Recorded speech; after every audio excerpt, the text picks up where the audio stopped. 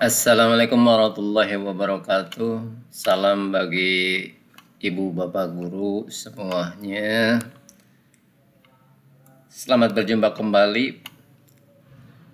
Pada kesempatan ini saya akan mencoba berbagi tips tentang penyebaran soal yang merupakan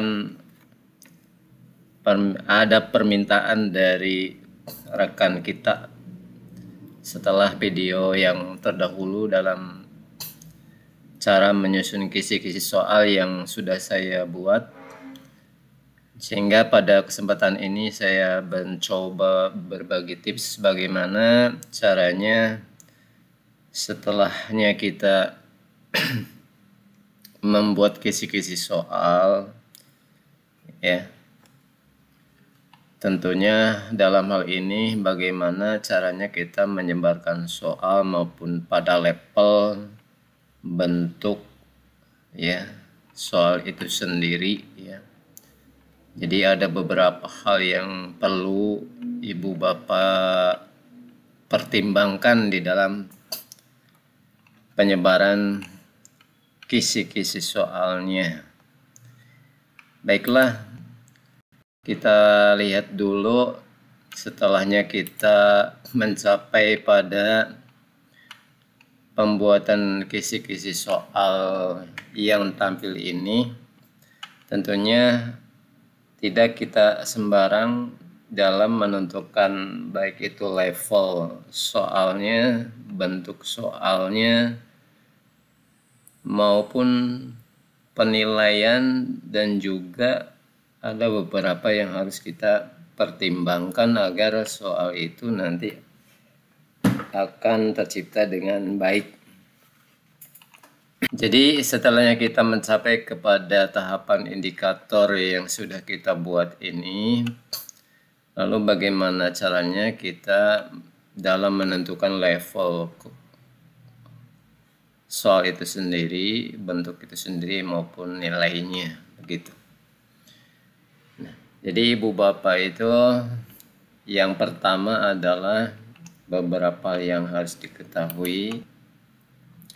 Jadi ada beberapa langkah-langkah di sini. Yang pertama pada level soal, menentukan tingkat soal, ya ibu bapak.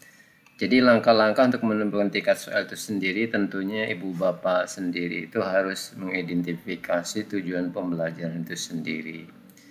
Dimana pada soal contoh kisi-kisi ini sudah kita buatkan, ya ibu bapak, ya.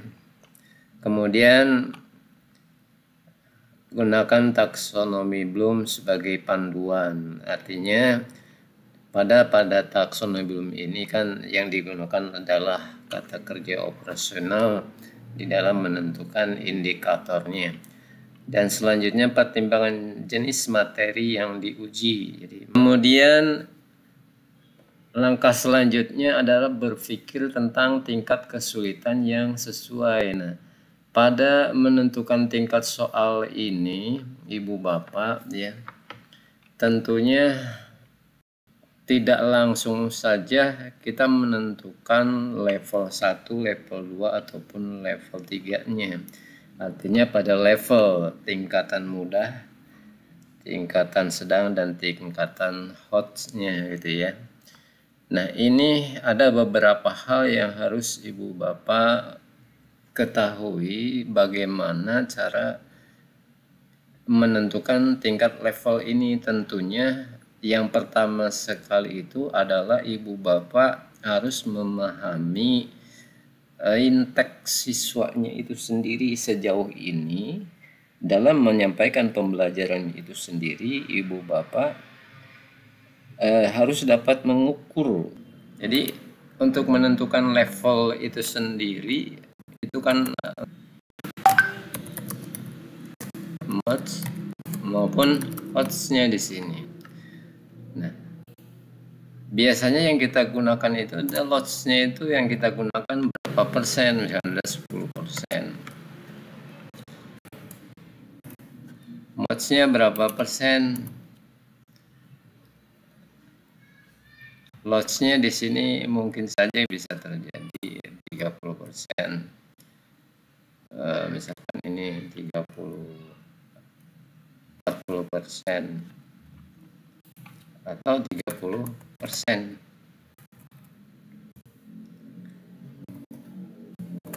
Nah, tingkatan dalam menentukan tingkatan ini, ya, ini tentunya kita harus dapat mengukur indeks siswa itu sendiri, Ibu Bapak ya. Pada level hot lots ini berapa, mods ini berapa, hots ini berapa. Bagaimana caranya? Salah satunya yaitu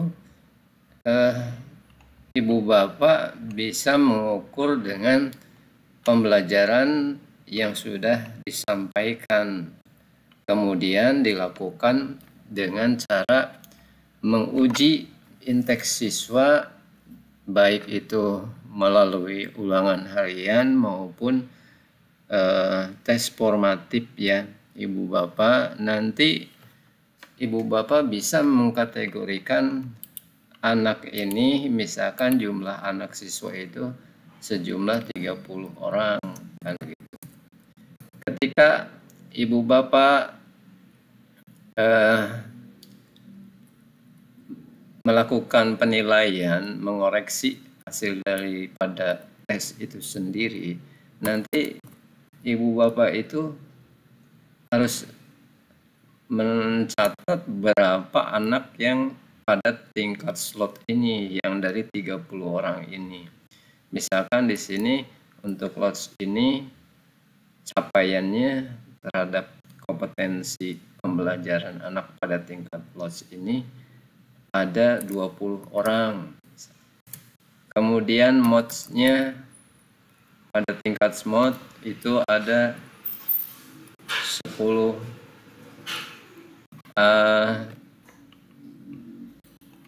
dari 30 orang ini. Untuk slots kita misalkan ada 10 orang.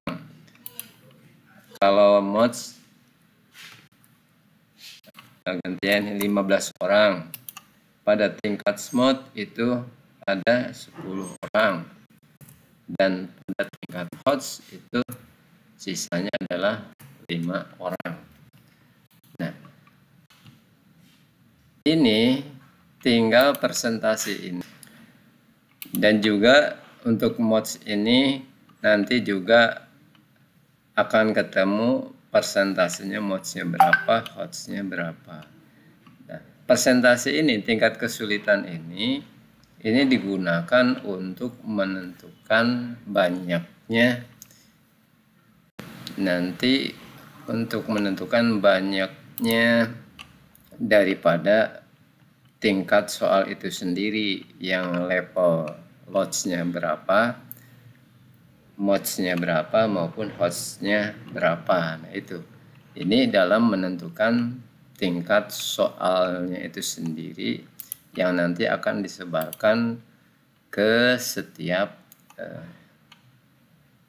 indikator soal yang sudah ditentukan oleh Ibu Bapak semua. Nah, itu untuk levelnya, di dalam menentukan level kognitifnya.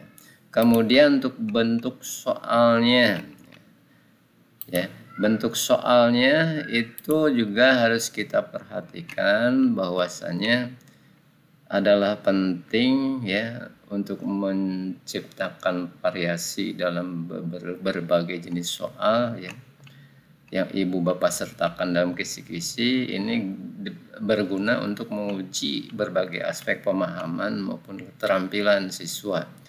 Jadi jangan terlalu tergantung pada satu jenis soal saja, misalkan PG saja. Nah, itu akan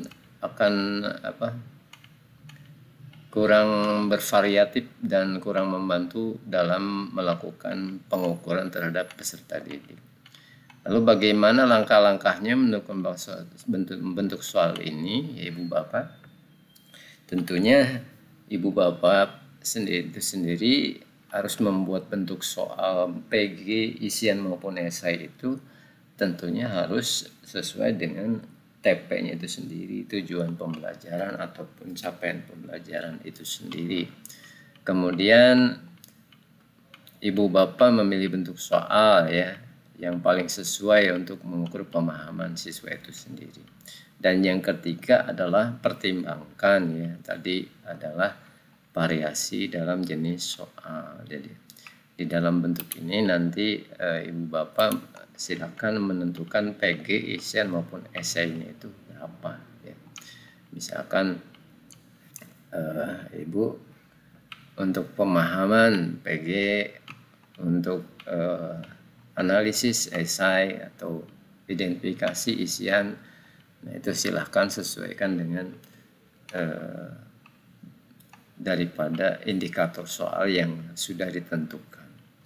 Nah, kemudian skor. Nah, dalam menentukan skor ini tentunya itu akan berbeda antara PG, isian maupun uraiannya. Tidak antara PG dan isian uraian itu penskoran itu tidak sama. Misalkan PG 1, isian 1 dan uraiannya 1. Karena apa? Antara PG dengan isian itu bobotnya dan tingkat kesulitannya itu pun akan tidak sama gitu ya. Kemudian uraiannya juga, apalagi dalam sisi uraian itu anak sudah pada tahapan analisis dan mengkritisi ya dari setiap bentuk soal bentuk yang disajikan pada kalimat di soal itu sendiri. Jadi penskoran ini silahkan tentukan oleh ibu bapak ya. Yang jelas antara PG, isian dan uraian itu sendiri bobot soalnya akan berbeda. Nah, yang terakhir itu yang perlu ibu bapak perhitungkan adalah masalah alokasi waktu ya. Banyaknya soal itu tentunya harus diperhitungkan dengan tersedianya waktu ya yang telah ditentukan oleh sekolah ya dalam kesepakatannya itu. Misalkan 90 menit soalnya berapa soal ya, PG, isian dan uraiannya itu sendiri. Nah, ini harus diperhitungkan ya dengan diukur yang di awal itu. Tentu ibu bapak sendiri memahami daripada intake siswa itu sendiri ya, maupun dengan cara melakukan ulangan harian maupun tes-tes yang lain gitu. Jadi banyaknya soal ini dan tingkat kesulitan maupun bentuk soal ini akan mempengaruhi di dalam kebutuhan waktu yang dibutuhkan oleh peserta didik itu sendiri di dalam menjawab soal. Itu ibu bapak yang tips ya penyebaran soal yang bisa saya share dan sharing ya kepada ibu bapak semua. Semoga apa yang saya sampaikan ini bisa bermanfaat bagi ibu bapak ya. Ditutup saja. Terima kasih atas perhatian dan kerjasamanya dari ibu bapak. Billahi taufiq wa hidayah. Assalamualaikum warahmatullahi wabarakatuh.